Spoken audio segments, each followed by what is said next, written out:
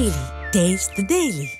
Kasinatha Bharathi sir, காவல்துறை மீது பல தாக்குதல்கள் நடந்தபோது காவல்துறையினருக்கே இந்த ஆட்சியில் பாதுகாப்பு இல்லைன்னு நம்மளுடைய நிகழ்ச்சியிலே பல முறை பேசியிருக்கிறோம். அப்போதெல்லாம் ஒரு நடவடிக்கை எடுத்திருந்தா இந்த அளவுக்கு வந்திருக்காது. இன்னைக்கு காவல் நிலையத்துக்கே பாதுகாப்பு இல்லைன்ற சூழல் வந்திருக்கு. இது எதை சார் உணர்த்துது? அதாவது ஸ்காட்லாந்து யார்டு காவல்துறைக்கு இணையானதாக தமிழக காவல்துறை புகழப்பட்ட காலம் என்று ஒன்று உண்டு. புரட்சித் தலைவி அம்மா அவர்கள் ஆட்சிக்கு வந்தபோது தமிழகத்தில் இருக்கிற ரவுடிகள்லாம் தமிழகத்தினுடைய எல்லை தாண்டி ஆந்திராவிற்கோ கர்நாடகாவிற்கோ சென்று குடியேறிவிட்டார்கள் என்று இரும்பு கரம் கொண்டு ஒடுக்குவோம் என்று கொக்கரித்த காலமெல்லாம் ஒன்று. ஆனால் கருணாநிதி அவர்களுடைய மகன் ஸ்டாலின் அவர்கள் ஆட்சிக்கு வந்ததற்கு பிறகு ஒட்டுமொத்தமாக தமிழகத்திலே இருக்கிற அனைத்து ரவுடிகளும் அந்த சமூக விரோதிகளும் தங்களுடைய பொற்காலம் அற்புதமான தலைப்பை கொடுத்துருக்கீங்க. ரவுடிகளுடைய சொர்க்க பூமியாக, குற்றவாளிகளின் சொர்க்க பூமியாக மாறியிருக்கிறது. உண்மை, குற்றவாளிகளுடைய சொர்க்க பூமியாக மாறியிருக்கிறது. ஏறக்குறைய அவர்கள் குற்றவாளிகளுக்கு சார்பாக செயல்படுகின்ற அளவிற்கு காவல்துறையின் மீது அழுத்தம் கொடுக்கப்படுகிறது. எந்த இடத்துலையும் காவல்துறையை நம்ம குறை சொல்ல முடியாது. அவர்கள் என்றைக்குமே காவல்துறையில் இருக்கிறவர்கள் தமிழகத்தில் ஆட்சியாளர்கள் சரியில்லை. அவலத்திற்கு குறிப்பாக காரணங்கிறது காவல்துறை கைகள் கட்டப்பட்ட நிலையிலேயே இருக்கின்றனங்கிறது தான் நம்ம ஆரம்ப காலத்திலிருந்து ஸ்ரீமதி மரணம் நடந்துச்ச இதில் கள்ளக்குறிச்சியில் அதிலிருந்து ஆரம்பித்து, ஏன்னா ஏறக்குறைய 1000 பேர் கூடி ஒரு பள்ளியையே சூறையாடுகின்ற அளவிற்கு செல்லுகின்ற அளவிற்கு அங்கே காவல்துறையும் உளவுத்துறையும் தோல்வியடைந்திருக்கிறது. 1000 பேர் கூடுறதுன்னா 5000 பேர் சேர்ந்தால் தான் 1000 பேர் கூட முடியும். அப்போ 5000 பேருக்கு அந்த தகவல் போயிருந்தால் தான் 1000 பேர் கூட முடியும். அந்த காவல்துறை என்றைக்கு உளவுத்துறை சரியாக செயல்படவில்லை என்று ஸ்ரீமதி மரணத்தில் ஒரு பள்ளியையே சூறையாடி ஒரு 4000 மாணவர்களுடைய எதிர்காலம் கேள்விக்குறியானதோ அன்றைக்கு தொடங்கிய அந்த காவல்துறையினுடைய தோல்வி இன்றைக்கு ஒட்டுமொத்தமாக காவல் நிலையத்திலேயே புகுந்து தாக்குகின்ற அளவுக்கு வி சத்திரப்பட்டியில் நடந்தது. அங்கே சென்ற வருவாய்த்துறை அமைச்சர் இந்த தாக்குதல் ஒரு பக்கம் இருக்கட்டும், நான் என்ன கேட்குறேன், பொதுவாக இது மாதிரியான தாக்குதல் நடந்தால் பாதிக்கப்பட்டவரை அரசியல் கட்சி பிரமுகர்கள் குறிப்பாக எதிர்கட்சியினர் போய் பார்க்கறது வழக்கம். அந்த மாதிரி ஒரு காவல் நிலையம் தாக்கப்பட்டிருக்கு. ஒரு காவலர் அவர் கிட்டத்தட்ட உயிர் பயத்தில் ராத்திரி முழுக்க இருந்திருக்கிறார். இந்த மாதிரியான சூழலில் என்னாச்சு ஏதாச்சுன்னு பார்க்கறதுக்காக எதிர்கட்சி தரப்புல இருந்து முன்னாள் அமைச்சர் போகும்போது அவரை கைது பண்ணுறாங்களே. அதுதான் சொல்கிறேன். முன்னே சொன்னல, அது குற்றம் செய்தவர்களை விட்டுவிட்டு குற்றவாளிகளை கைது செய்கின்ற அரசாங்கமாக இந்த அரசாங்கம் இருந்து கொண்டிருக்கிறது. அதைத்தான் நான் சுட்டி காட்ட விரும்பினேன். அடுத்ததாக 65 மரணங்கள் நடந்த கள்ளக்குறிச்சியிலே நடந்த அதே இதில் நம்மளுடைய சட்டமன்ற உறுப்பினராக இருக்கிற செந்தில்குமார் அவர்கள் சிறப்பு கவன ஈர்ப்பு தீர்மானத்தை சட்டமன்றத்திலே கொண்டு வந்தார். அந்த கவன ஈர்ப்பு தீர்மானம் முழுமையாக ஏற்றுக்கொள்ளப்பட்டு அதில் விவாதிக்கப்பட்டிருந்தால் 65 உயிர்கள் காப்பாற்றப்பட்டிருக்கும். அக்கா கனிமொழி அவர்கள் சொன்னது போல் இளம் உதவிகள் அங்கே 65 பேர் உருவாகாமல் தடுத்திருக்க முடியும். இந்த காவல்துறையினுடைய அடுத்த தோல்வி. அதற்கு அடுத்ததாக சொல்வதாக இருந்தால் ஒரு தேசிய கட்சியினுடைய மாநில செயலாளராக இருந்த ஆம்ஸ்ட்ராங் அவர்களுடைய மரணம். ஒரு மாநில தலைவராக இருக்கிறவருக்கே இங்கே பாதுகாப்பு கேள்விக்குறியாகி இருக்கிறதுங்கிற இதை அடுத்ததாக, அதற்கு அடுத்ததாக ஏதோ சடன் புரோவகேஷனில் போகிறாங்க, ஒரு மதுக்கடையில் போய் குடிக்கிறாங்க, இப்போ மது போதை அதிகமாகி அடித்துக் கொள்கிறார்கள். சடன் புரோவகேஷனில் திடீர் ஆத்திரத்தில் ஒரு கொலை நடக்கிறது என்பது வேறு. ஆனால் இங்கே தமிழகத்தில் நடக்கின்ற கொலைகள் அத்தனையுமே காவல்துறைக்கும் அரசுக்கும் தெரியப்படுத்தப்பட்ட பிறகும் நடக்கிறது. லூர்து பிரான்சிஸுங்கிற ஒரு கிராம நிர்வாக அலுவலர், அந்த கிராமத்தை நிர்வகிக்கக்கூடியவர், அங்கே நடக்கின்ற மணல் கொள்ளையை தடுப்பதற்காக அவர் செயல்படுகின்றார் என்ற அடிப்படையில் அவரை கொல்லப் போகிறோம் என்று அறைகோல் விடுக்கிறார்கள் குற்றவாளிகள். அவர் போய் கம்ப்ளைண்ட் பண்ணுறாரு, கலெக்டர்கிட்ட கம்ப்ளைண்ட் பண்ணுறாரு, துப்பாக்கி வேணும் பாதுகாப்புக்குன்னு கேட்குறாரு. அவருடைய கிராம நிர்வாக அலுவலர் அலுவலகத்திலேயே வெட்டி கொல்லப்படுகிறார். அதற்கு அடுத்ததாக பார்த்தீங்கன்னா தொடர்ந்து இதற்கு அடுத்ததாக ஜாகிர் ஹுசேன் யாருன்னா கலைஞர் கருணாநிதி அவர்களுடைய பாதுகாவலராக இருந்தவர். அவர் அங்கே நடக்கிற வக்பு போர்டு இதில் முத்தாவளியாக இருந்து அங்கே நடக்கிற வக்பு சொத்துக்களில் நடக்கிற பிரச்சனையை ஆபத்து இருக்குன்னு வீடியோ போடுகின்றார். ஆபத்து இருக்குன்னு எங்கேயோ கம்ப்ளைண்ட் பண்ணலை. அதை செய்தவர் கிருஷ்ணமூர்த்திங்கிற தௌபீக், அவர் தலித்தா இருந்து மாறினவர். இவர் மீது SC/ST வழக்கு போடுகின்றார்கள். யார் மேலே? ஜாகிர் ஹுசேன் மீது. ஆனால் இவர் கொடுத்த வழக்கில் CSR மட்டும்தான், கம்யூனிட்டி சர்வீஸ் ரெஜிஸ்டருங்கிற சமுதாய பதிவேட்டினுடைய CSR ரெஜிஸ்டர் மட்டும்தான் அதில் பதிவு பண்ணுறாங்க. இன்னார் மீதுங்கிற குற்றச்சாட்டையும் சொல்கிறார், இவர் தான் என்னை கொல்ல போகிறார் அப்படின்னு சொல்லி. அதில் துரிதமாக நடவடிக்கை எடுத்திருந்தால் ஒரு உயிரை காப்பாற்றி இருக்க முடியும். வீடியோவே போடுறாரு. அவர் யாரும் சாதாரண எங்கேயோ குப்பனோ சுப்பனோ அல்ல, கலைஞர் கருணாநிதியினுடைய பாதுகாவலராக இருந்தவர். அவருக்கே இந்த மாதிரியான நிகழ்வு. அதற்கு அடுத்ததாக எடுத்துக்கொண்டீங்கன்னா புதுக்கோட்டையில் ஜெகபர் அலிங்கிறவர் மணல் கொள்ளையை தடுப்பதற்காக அவர் தொடர்ந்து போராடுறாரு. ஏறக்குறைய 70,000 லோடுகள் வெளியேற்றப்பட்டிருக்கின்றன்னு கலெக்டர்கிட்ட கம்ப்ளைண்ட் பண்ணுறாரு. உடனடியாக இவர் கொடுக்குற கம்ப்ளைண்ட்டு எந்த கல்குவாரி வச்சுருக்காங்களோ அவங்களுடைய நிறுவனத்துக்கு போகுது. ஏறக்குறைய 30,000 லோடுகள் திரும்ப வருது. 30,000 லோடுகளை தான் போட்டிருக்கிறாங்க, பாக்கி 40,000 லோடு வரல. இதில் தவறு செய்தவர்கள் வந்து நடவடிக்கை எடுக்க வேண்டும் என்று ஜாகபர் அலி அங்கே கம்ப்ளைண்ட் பண்ணுறாரு. அவர் 17ஆம் தேதி ஆர்ப்பாட்டம் நடத்துவார் ஜனவரி 17ன்னு சொல்கிறாரு. அதே ஜனவரி 17 அன்று வெட்டி சாய்க்கப்படுகின்றார். ஒட்டுமொத்தமாக தமிழகம் முழுவதும் கொலைக்களமாக அமைகின்றதுங்கிற சொல்றதுங்கிறது குற்றச்சாட்டு, அது தனியான குற்றச்சாட்டு. ஆனால் இவரும் வீடியோ வெளியிட்டிருக்கிறாரு. அதற்கு அடுத்ததாக வாசிம் அக்ரம்ங்கிறவர் வந்து வாணியம்பாடியில் கவுன்சிலராக இருந்தவர், அவர் கஞ்சா கடத்தல் பற்றி இது பண்ணுறாரு, அவரும் வீடியோ வெளியிட்டிருக்காரு. ஒட்டுமொத்தமாக வீடியோ வெளியிட்டதற்கு பிறகும் எங்கேயோ ஒரு கவனத்தில் இல்லாத ஒரு நபர் மீது நடக்கின்ற நிகழ்வு என்பது வேறு. எல்லாத்தையும் கவர்மெண்ட்டுக்கும் அரசு அதிகாரிகளுக்கும் காவல்துறைக்கும் கவனத்திற்கு கொண்டு வந்ததற்கு பிறகும் அவர்களை காப்பாற்றுகின்ற வேலையை காவல்துறை செய்யவில்லை என்று சொன்னால் ஒட்டுமொத்தமாக தமிழகத்தில் இருக்கிற காவல்துறை செயலிழந்து விட்டது, அதில் தோல்வியடைந்து விட்டது, காவல் காப்பதிலிருந்து தோல்வியடைந்து விட்டது. இன்னமும் பார்த்தீங்கன்னா நீங்கள் கிருகம்பாக்கத்தில் ஒரு கனிமொழி அவர்கள் கலந்து கொண்ட மீட்டிங்கில் பெண் காவலர்கள் மீது இந்த திராவிட முன்னேற்ற கழகத்தை சார்ந்தவர்கள் நடத்திய அந்த அவர்கள் மீது பாலியல் துன்புறுத்தல் நடத்தினது, அந்த வழக்கு இன்னைக்கு என்னாச்சு தெரியுமா? அந்த வழக்கை கொடுத்தவங்களே வாபஸ் வாங்கிக்கிட்டாங்க. இதுதான் இன்றைக்கு இருக்கிற நிலவரம். அவர்கள் வந்து குற்றவாளிகளுக்கு பாதுகாப்பாகத்தான் இன்றைக்கு இந்த அரசு செயல்பட்டு கொண்டிருக்கிறது. ஞானசேகரன் வழக்கில் என்னாச்சு? ஞானசேகரன் வழக்கில் வந்து இன்னும் அண்ணா யூனிவர்சிட்டிங்கிறது அவ்வளோ பெரிய. இன்னைக்கு எதிர்கட்சி தலைவர் வந்து குறிப்பிட்டு ஒரு கேள்வியை கேட்கிறார். உங்களுடைய கட்டுப்பாட்டில் இருக்கக்கூடிய காவல் நிலையம் தாக்கப்படுவது உங்களுக்கு வெட்கமாக இல்லையா அப்படின்ற ஒரு கேள்வியை முதல்வரை நோக்கி வைக்கிறார். இவ்வளவு தூரம் ஒரு சீரியஸான ஒரு கேள்வியை வைக்கிற அளவுக்கு ரொம்பவே மோசமாயிருச்சு. ஒட்டுமொத்தமாக அப்படிதான். ஒட்டுமொத்தமாக காவல்துறை வந்து தோல்வி அடைந்து விட்டது. இதை முதல்வர் கையில் வைத்திருக்கின்ற முதல்வர் இவர் என்றைக்கு விழித்து கொண்டிருந்திருக்க வேண்டும் என்றால், வினோத்துங்கிற ஒரு தம்பி எந்த ஒலிம்பிக்கிலும் கலந்து கொள்ளாமலே நான் சக்கர நாற்காலி ஒலிம்பிக்கில் வெற்றி பெற்றேன் என்று சொல்லி 2500 ரூபாய்க்கு காயலாங்கடையில் வாங்கிய ஒரு கப்பை வைத்துக்கொண்டு 1 லட்ச ரூபாய் வந்து அந்த பகுதியினுடைய அமைச்சர் ராஜகண்ணப்பன் கொடுக்கிறார், 3 லட்ச ரூபாய் விளையாட்டுத்துறை அமைச்சராக இருக்கின்ற உதயநிதி கொடுக்கிறார், 5 லட்ச ரூபாயை முதலமைச்சராக இருக்கிற மு.க. ஸ்டாலின் கொடுக்கிறார். ஒரு 2500 ரூபாய் காயலாங்கடையில் வாங்கின கப்புக்கு. அப்போ எங்கள் உளவுத்துறை ஒன்று இருக்கிறதா? இப்படி ஒரு ஒலிம்பிக் போட்டி உலகத்தில் இருக்கிறதா என்பதை கூட அதற்கு பிறகுதான் தெரிய வருகிறது. இவ்வளவு தூரம் சீர்கெட்டு போனதுக்கு காரணம் என்ன? இதற்கு பிறகுதான் தெரிய வருகிறது அந்த பையனுக்கு பாஸ்போர்ட்டே இல்லைன்னு. அப்போ பாஸ்போர்ட்டே இல்லாத ஒருத்தருக்கு அப்படி ஒரு அவார்டை வரும் முதலமைச்சர் எங்கே இருக்கிற ஒரு கவுன்சிலர் கொடுக்குறாருன்னா கூட ஏதோ தவறுன்னு.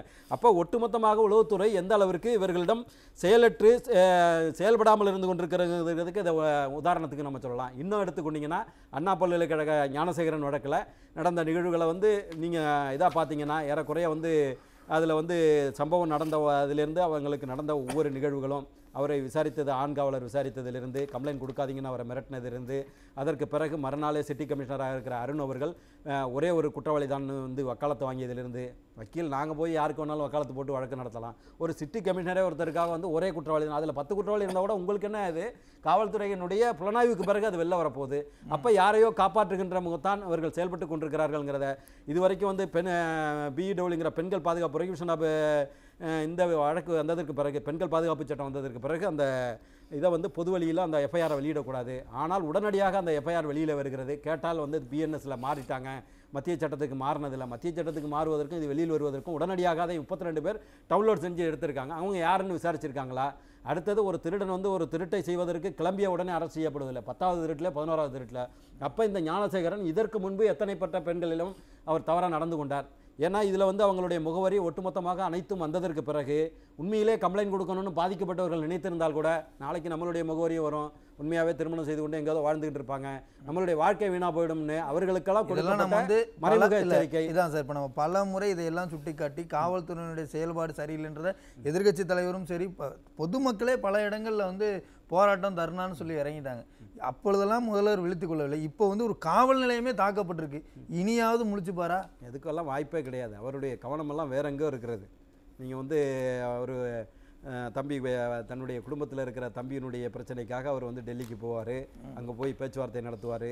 ஆனால் சட்டம் ஒழுங்கு பிரச்சனைக்கோ இருக்கின்ற உதயநிதிக்காக போவார், ஆனால் மற்ற நீதிக்காக போக மாட்டார். அதுதான் வந்து உலகத்துக்கே தெரிந்த விஷயம். அதனால் வந்து அவர்களுடைய கவனமெல்லாம் வேறு எங்கோ இருப்பதால் அவர்கள் தமிழகத்தில் இருக்கிற மக்களை பற்றி கவலைப்பட தயாராகவில்லை. வீடியோ வெளியிட்டதற்கு பிறகு கூட அவருக்கு ஒரு பாதுகாப்பு கொடுக்கல அப்படின்னு சொல்கிறதுங்கிறது வந்து உண்மையிலே இந்த சட்டம் ஒழுங்கு தமிழகத்தில் இருக்குதா? இது வந்து மொத்தமாக தோல்வி ஆனா அடைந்து ஒவ்வொரு விட்டதுங்கிற- முறையும் அமைச்சர் ரகுபதி அவர்கள்லாம் பேசும்போது வந்து பாத்தீங்கன்னா தமிழ்நாட்டுல சட்டம் ஒழுங்குன்றதுல எந்த சிக்கலும் இல்லைங்கிற மாதிரி தான் பேசுறாங்க. அப்புறம் ஏன் நீங்கள் கூட்டணியை கட்டி கொண்டு எழுகிறீர்கள்? நீங்களே தனிச்சு நின்று ஜெயிச்சுட்டு போயிருக்கலாமே. நீங்கள் தமிழகத்தில் சட்டம் ஒழுங்கு, அதாவது இருக்கின்ற ஒரு அரசை வந்து நம்ம சரியான அரசா தவறான அரசானா சட்டம் ஒழுங்கை வச்சு தான் நம்ம அசஸ் பண்ண முடியும். ஆனால் உங்களுடைய அரசில் வந்து சட்டம் ஒழுங்கு என்ற ஒன்றே இருக்காங்கிற பிரச்சனை இது இவ்வளவு சுட்டி காட்டுகின்ற அத்தனையுமே அவர்கள் சொல்லுகின்ற நான் சொல்லுகின்ற அத்தனை நிகழ்வுகளுமே கவனத்திற்கு காவல்துறையினுடைய கவனத்துக்கு கொண்டு வரப்பட்ட மரணங்கள். அவங்களுக்கு தெரிஞ்சதற்கு பிறகு மரணம் நடக்குதுன்னா ஒட்டுமொத்தமாக தோல்வி அடைந்து விட்டதுங்கிறது தான் நம்ம கருத்தில் கொண்டு பேச வேண்டியிருக்கிறது.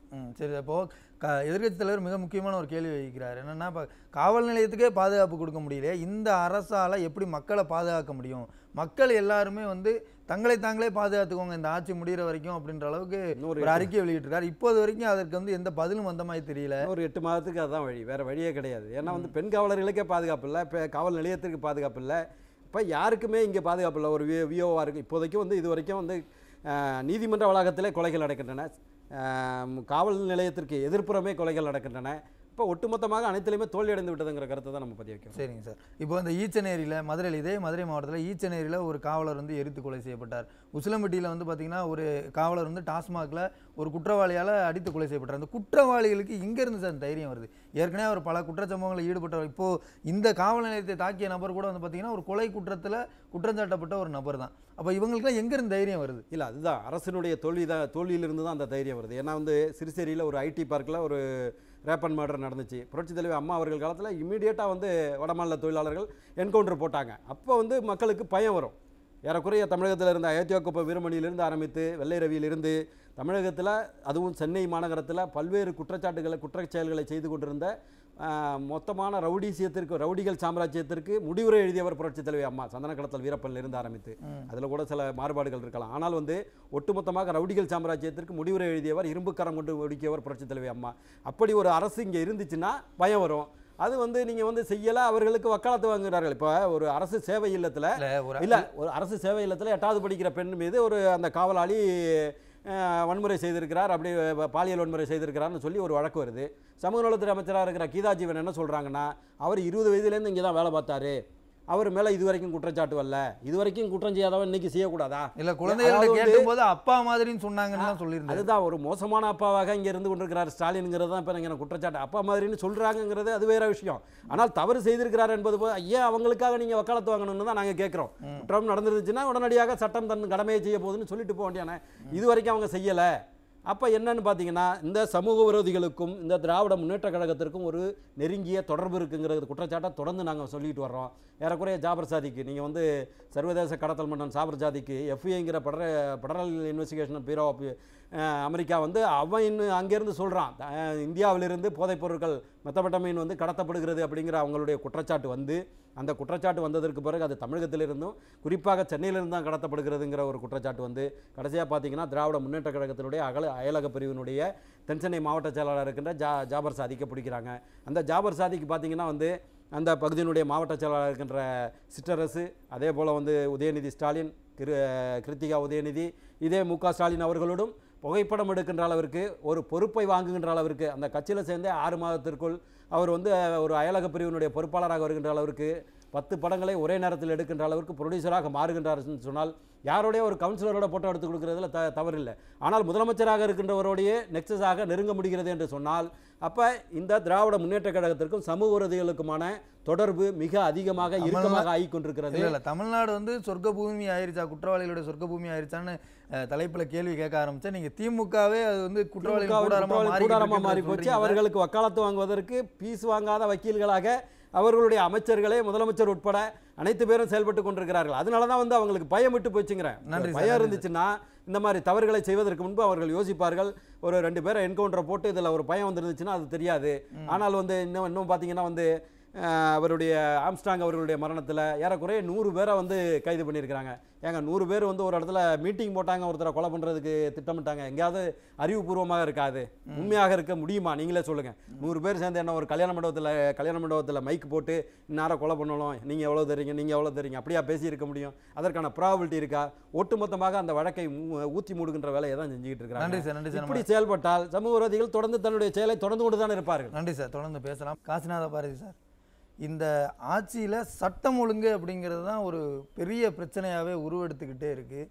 தொடர்ந்து கொலை சம்பவங்கள் இது எல்லாமே நடந்துட்டு இருக்கு. இன்னைக்கு காவல் நிலையமே தாக்கக்கூடிய அளவுக்கு வந்துருச்சு. இது வந்து எதை நோக்கி சார் போய்கிட்டு இருக்கு? அழிவை நோக்கி போயிட்டு இருக்கு. அவ்வளோதான் திராவிட முன்னேற்ற கழகத்தினுடைய அரசு. அதாவது சட்டத்தின் ஆட்சிங்கிற ரூல் ஆஃப் லாவை செயல்படுத்த வேண்டியது அரசினுடைய கடமை. அதுதான் இந்திய அரசியலமைப்பு சட்டம் இவர்களுக்கு வகுத்து வைத்திருக்கிற விதி. அதை செயல்படுத்த வேண்டிய பொறுப்பில் இருப்பவர் முதலமைச்சர். குறிப்பாக உள்ளாட்சித்துறையை, குறிப்பாக காவல்துறையை கையில் வைத்திருக்கிற முதலமைச்சர் மிகச்சரியாக செயல்பட்டால் இங்கே அந்த மாதிரி சட்டம் ஒழுங்கு பிரச்சனைகள் வருவதற்கு வாய்ப்பில்லை. இவர்களுடைய வேங்கை வயல் பிரச்சனையிலிருந்து ஆரம்பித்து வேங்கை வயலில் இவர்களுடைய கூட்டணி கட்சியில் இருக்கின்ற விடுதலை சிறுத்தைகளே மென்று முழுங்கி கொண்டிருக்கிறார்கள், மிடர் விழுங்கி கொண்டிருக்கிறார்கள். அந்த தவறு அங்கே தவறு நடக்கிறது. யார் குற்றஞ்சாட்டுகளை வைத்தார்களோ அவர்கள் மீதே குற்றத்தை சாட்டுகின்ற அளவிற்கு சென்ற பிறகும் கூட அதில் துணை பொதுச் செயலாளராக இருக்கின்ற என்னுடைய நண்பர் ரஜினிகாந்த் கூட அதை பற்றி பேட்டியெல்லாம் கொடுத்தார். ஆனால் இன்றைக்கு வரை வேங்கை வயலில் வந்து அந்த சிதம்பர ரகசியத்தை இவர்களால் கண்டுபிடிக்க முடியவில்லை. இந்த அரசு ஆட்சிக்கு வந்ததற்கு பிறகு ஏறக்குறைய 18 to 20 லாக்அப் டெத்துகள் நடந்திருக்கின்றன, சயனைடு மரணங்கள் நடந்திருக்கின்றன, டாஸ்மாகில் நடைபெறுகின்ற ஊழல், அட்மினிஸ்ட்ரேஷனில் நிர்வாகத்துறையில் ஒட்டுமொத்தமாக தோல்வியடைந்து இன்றைக்கு தமிழகத்தில் எந்த ஒரு நிர்வாகமும் சிறப்பாக செயல்படவில்லைங்கிற குற்றச்சாட்டு வந்துகிட்டு இருக்கு. ஆனால் அதுக்கெல்லாம் இது இல்லை. அனைத்து இந்திய அண்ணா திராவிட முன்னேற்ற கழக ஆட்சி காலத்தில் ஏறக்குறைய 33,000 போராட்டங்கள் முன்னெடுக்கப்பட்டன. அத்தனை போராட்டங்களுக்கும் காவல்துறை பாதுகாப்பு கொடுத்தது. எத்தனையோ கோவன்கள், இன்னைக்கு கோவன்கள்லாம் எங்கே ஓடி ஒளிந்து கொண்டார்கள்னு தெரியல.